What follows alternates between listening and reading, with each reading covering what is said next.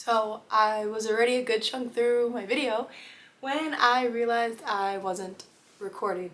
So hi, welcome back. I'm Amanda.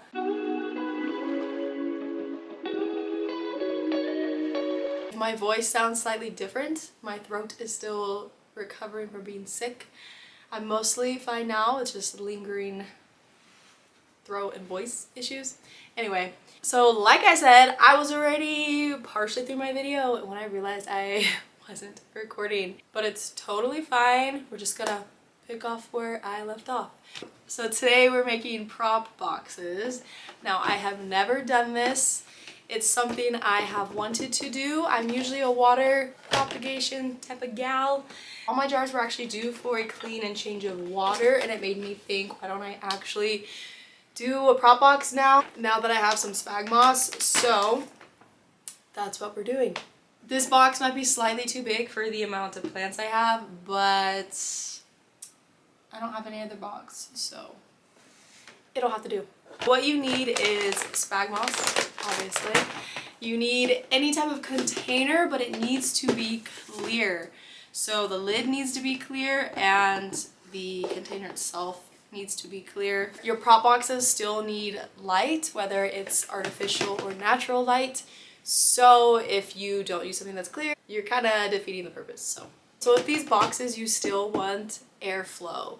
So for my clear lid, you would probably want to drill some holes in there. And since it is plastic, you'd want to drill really slow. I've seen people put masking tape and they drill through it, and that kind of helps hold it so you don't crack the lid. But I'm gonna try it without drilling, only because I have never done a prop box before. I don't know if I'm going to like this method or if it will be successful in my hands. So I don't want to ruin this whole container. I mean, not that it would ruin this, it would just ruin the lid, but then I wouldn't be able to use this container with the lid because it would have holes if I wanted to like store stuff in it. I don't know. I just don't want to ruin the lid yet. So I'll just leave it, and I think I'll just leave the lid like cracked. And it hopefully should still hold enough humidity with the lid cracked as it would with the holes. So we'll see what happens. Okay, so this is my pile of propagations, which was definitely a lot. Oh yeah, and I have these. So I already started these a while ago, but if I have room, I'm gonna add them in the box, only because I'd rather just have one container. And I just took the Brazil out of here because this was just kind of a makeshift thing I did a couple days ago and I don't like it. And then this was just an old food container lid. And you can see it's very humid in there. I think I might just leave these because they're fine. So if you've never used spag moss before, it comes very dry. So this is it dry, this is it moist. You just want to throw it in your container, add some water in, and just kind of, I rip it up a little like this to kind of help like fluff it out. Alright, so I'm going to keep filling this up and separating it. This is a little too moist, so I'll add more moss and then get back to you. So we have our box. We're just gonna make sure there's a nice even layer. It is moist, yes, but I am gonna give it a spray right on the top. I don't know, just for funsies, make sure everything really is nice and moist. That's the key to these prop boxes, high humidity. This is about how thick my layer is. So this isn't really too technical, but when you are placing in your plants, you wanna pay attention because some might have a little node while some might already have, where is it? Right here, a little root. The only thing you want to make sure of is that when you place it in, you're placing the node and or the root into the moss. Like you don't want to place it down like that with the node and the roots facing upward and the foliage facing down. I mean, that might be common knowledge, but just in case you didn't know. And it doesn't need to be super deep in there, but just give it a little wiggle just like that and you're good to go. And so same thing, there is my node. I would just place it down like so. And that's it. Oh, I forgot I had a little moonlight in here. I also have a global green cutting. My global green is not doing well right now, so I wanted to save some of it just in case. That is a big chunker guy, but it's fine. This is also another little cutting I took off of it. To me, this prop box seemed way too big, but now I'm thinking like this might not be big enough. So these are my Cebu wet sticks, whatever you want to call them, chunks. And we're just gonna lay those over here. So I'm concerned I'm not gonna have enough space. So the rest of my big foliaged ones like this, I'm honestly gonna put to the side, and if I don't have room, I'll just water prop those. Ah, I have more Cebus, or globals. These are definitely globals, which I'm really hoping I can save these because I love them.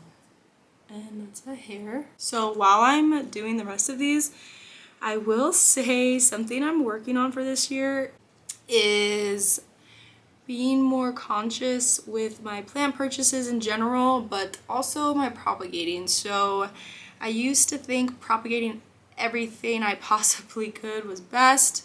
And yeah, you could totally do it. There's nothing wrong with it. But I was doing so much that it was so much extra work, and I was running out of space, especially with garden season coming up very quickly. And it's getting to be too much, and I don't want to do so many propagations anymore. So after this batch, I am definitely gonna take a break, and I think this is as full as I'm gonna possibly get it. So I'm just gonna give them all a quick little wiggle in there to make sure they're nice and secure, and then I'll be back. So here's a close-up of the prop box. I ended up taking some out only because it was looking a little too crowded. So we have some Cebus over there, global greens, Snow Queen varieties just over there. Those just have lower variegation. We have a ton of Scindapsus. We have one Trebu Moonlight, some Brazils, wet sticks, and I think that's it for the box. These were some leftovers as well as these. So all of these I'm just going to throw back in jars. Okay, this is my little setup. Those are my veggie seeds. You wanna watch my video? Anyway, I'm just gonna place it under here. So with things that have high humidity, rot is always going to be a culprit, or it could always be a culprit, I should say. Even without high humidity, you could definitely still rot your plants. So I'm hoping with more light, it'll help kind of balance that out. Now I am gonna put this on there, and I think since I don't have holes, I am just gonna vent it like that. And now we're done with our quick little prop box DIY. Super easy. You can use any container you can get your hands on, like I said, as long as it's clear. You could literally go to this dollar store and buy clear Tupperware and use that. Or I should say the $1.25 store now, because it's no longer just $1. Anyway, so comment and let me know, do you prop like this? What's your favorite method of propagating? I was a die-hard water propagator, but this may have changed my mind so far.